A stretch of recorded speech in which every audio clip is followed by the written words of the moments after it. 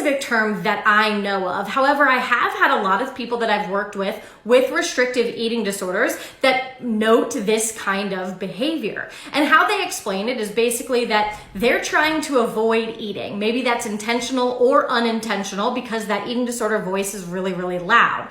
So inevitably what happens is they find themselves in the kitchen having quite literally a bite of the leftovers from last night, or a handful of popcorn, or maybe a cracker with cheese, really that small throughout the day. And they kind of don't even realize they're doing it. They'll do it every time they walk through the kitchen, right? And so in the individuals that have expressed this to me, particularly the ones dealing with restrictive eating disorders, we've kind of dove into why that happens a little bit more deeply, and this is what we figured out.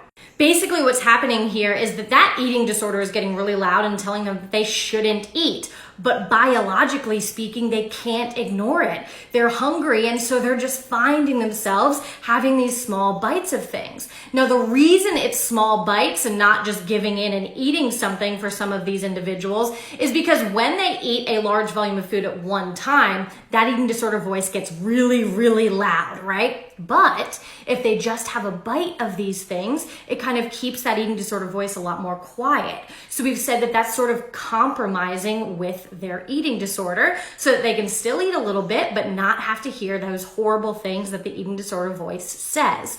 So this behavior can very much be an eating disorder behavior in the context that I'm explaining here. And it's something we still want to work on because I want you to feel comfortable eating a full meal without all of those feelings of shame and guilt and that eating disorder voice getting really, really loud.